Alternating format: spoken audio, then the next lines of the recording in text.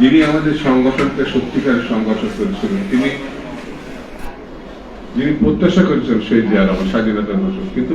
সত্যিকারে আমরা যাকে মা বলি সেটা তো বেগম খালেদা জিয়া। তার জীবদ্দশায়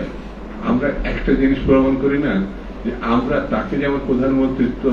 গ্রহণে আমরা সহযোগিতা করলাম, তার ছেলেটি যিনি এই 18 বছর দেশে আসতে পারে না, তাকে প্রধানমন্ত্রী করে তার জীবদ্দশায় এইটুকু জানে, মা আমরা আপনার সঙ্গেই আছি।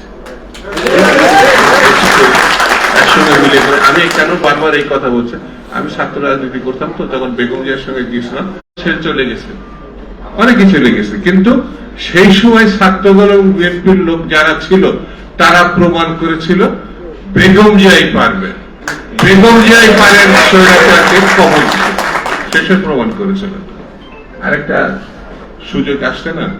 যে এই উত্তরাধিকারের রক্ত, উত্তরাধিকার বলে আমি মনে করি নেতৃত্বের ধারাবাহিকতা, একটা যোগ্যতা দিয়ে তিনি অনেকে বলেছে টেমস নদীতে, উবায়দুল কাদের বলছে টেমস নদীতে বসে বসে হয় না,